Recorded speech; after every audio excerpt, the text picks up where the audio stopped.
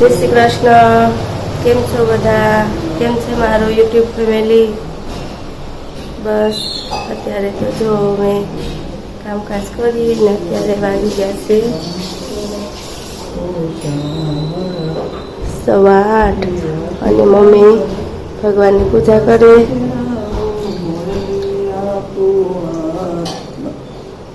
સેવા પૂજા કરે છે મમ્મી. જય શ્રી કૃષ્ણ મમ્મી. જય શ્રી કૃષ્ણ બધાને મારા જય શ્રી કૃષ્ણ. જય ભગવાન જય પ્રભુ જય ભગવાન જય મારા નાથ પ્રભુ જય ભગવાન જય મારા.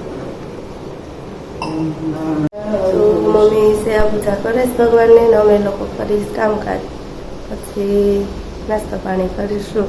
તો હવે જો મમ્મીને પૂજા થઈ ગઈ છે તો આજના અમારા મંદિરના દર્શન કરું. જય ભગવાન, જય માતાજી, મા કુળદેવીમાં. અને અમે લોકો નાસ્તો કરવા બેસું. આવો બધા નાસ્તો કરવા. ને જો મમ્મી અહીંયા તુલસીમાં દેવાબત્તી કરે છે. મમ્મી તુલસી દેવાબત્તી કરી લે ને હજી જો ઊભા થયા સેવા પૂજા કરીને. અને બસ અમે લોકો નાસ્તો કરવા બેસું. પ્રદીપ ને પપ્પાની તો હવનમાં ગયા છે અને અમે હું રૂતી ને અમે 3 જઈ. છોકરીઓ હજી ઉઠી. છોકરીઓ હવે ઉઠે મોડા જ ઉઠાડશું સ્કૂલે જવાનું ટાણે. જો નાસ્તામાં તો બનાવે છે ભાખરી ને ચા ને. તો અમે લોકો નાસ્તો કરવા બેસું. આવો નાસ્તો કરવા. હાલો આવો નાસ્તો કરવા. નમસ્કાર મિત્રો, કેમ છો બધા? સ્વાગત છે તમારું અમારા યુટ્યુબ ચેનલની અંદર. અને અત્યારે વાગ્યો છે 1 અને અમે સવારના હતા 12 અત્યારે આવ્યા છીએ. એટલે તમે તો જાગવી સવારમાં તમને દર્શન ભગવાનના કરાવ્યા છે. અને જો અમારી રસોઈ બનવાની તૈયારી થઈ ગઈ છે ને અહીંયા ભગવાનને અમે થાળ અર્પણ કર્યો છે. અને ભગવાનને થાળમાં જો દાળ ભાત શાક રોટલી અને ગુવારનું શાક છે.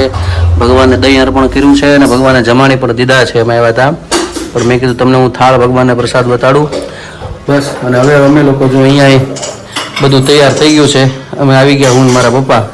અને પાછું છે એવું, મારા પપ્પા લઈ આવ્યા છે મોહનથાળ તુલસી શ્યામથી, કેમ કે ગયા હતા એટલે પ્રસાદી આગળ લઈ લેશું. અને હવે થોડાક મારા પપ્પા પડી ગયા છે, વાગ્યું છે. કારણ કે જાતા હતા આમ મારા સસરાના ગામ બાજુ ખરખરે, એટલે જંગલમાં શું કે લપસી ગયા ગાડીમાં, થોડાક પડી ગયા છે એટલે વાગ્યું છે થોડુંક. પણ આમ કાંઈ બહુ વાંધો નથી, સારું છે. એટલે બસ હવે અમે લોકો જમી લઈ, પણ ભૂલથી બધા ધીમે ધીમે અહીંયા અડી જાય છે એટલે દુખવા મળે છે. એટલે એવું છે. તો ચાલો જો જમવાની થાળી થવાઈ ગઈ છે અને હું પણ જમવા બેસી જાઉં. હા તો મિત્રો અમે તો હવે જમી લીધું. મેં મારા પપ્પાએ ને બાએ ને ધવેલે બધાએ જમી લીધું છે. અને હવે આ બે બાકી છે.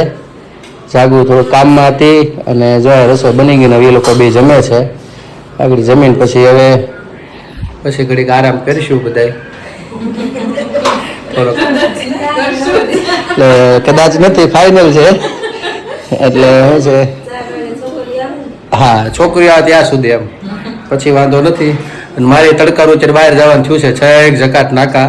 એટલે હું નીકળું છું. બાપ ગરમી બહુ છે પણ હવે જવું પડે એમ છે. અમારા જે સંજયભાઈ છે કે માનશે નહીં મારું, એટલે મારે તો ધક્કો ખાધા વગર વાંધો નથી, અત્યારે જવું જ પડશે.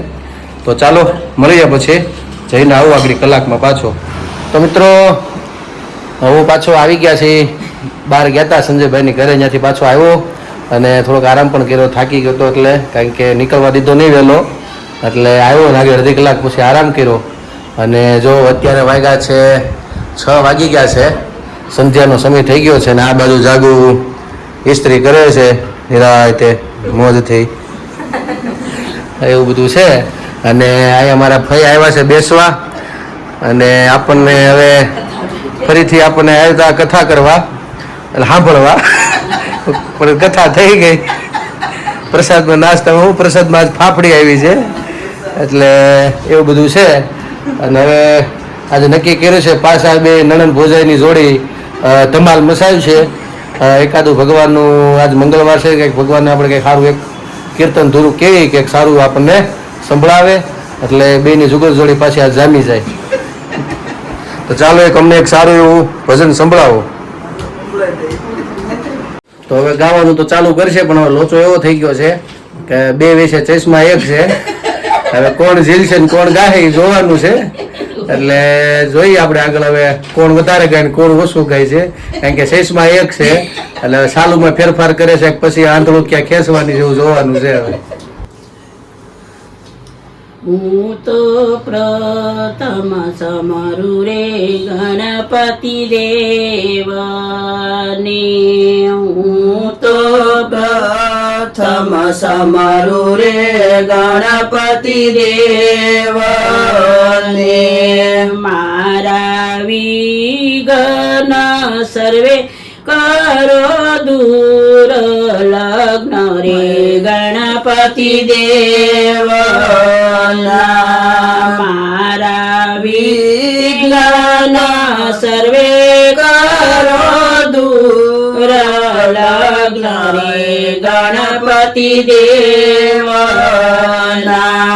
રીધિ સિદ્ધિને બળ બુદ્ધિ આપજો, રીધિ સિદ્ધિને બળ બુદ્ધિ આપજો, લગ્ન વિધિ મારા કજો ધ્યાન લગ્ન રે ગણપતિ દેવના,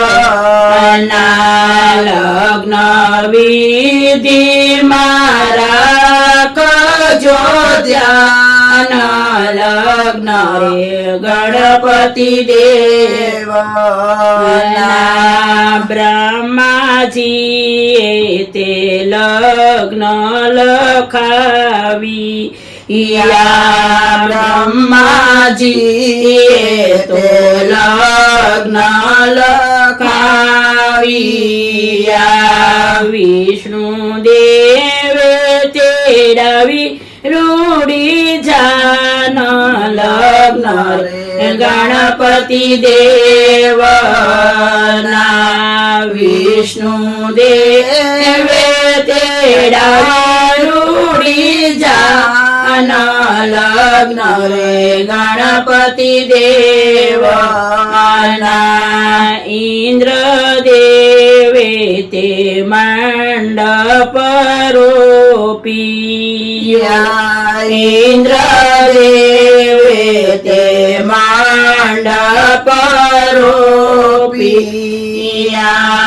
મુનિ નારદે કી દીછે જાણ લગ્ન ગણપતિ દેવના,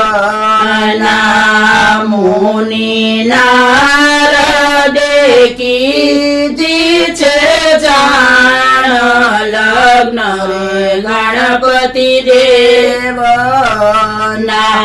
માતા પાર્વતીએ સુંદર વરને પોખિયા,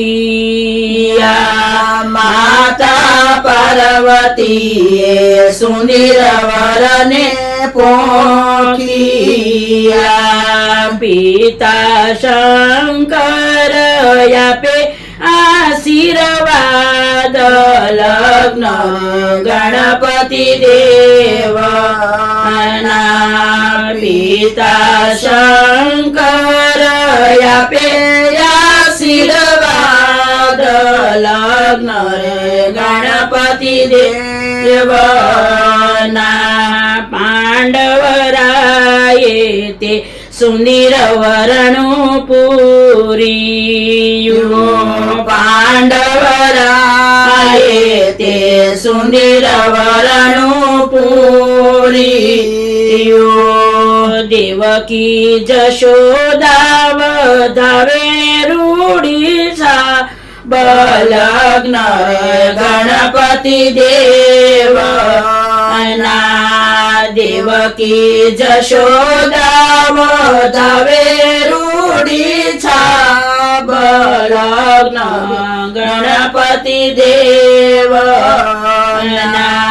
રામ સીતાએ કન્યાદાન આપીયા, રામ સીતાએ કન્યાદાન આપીયા, ધર્મ પિતા આપ્યા લગ્ન ગણપતિ દેવના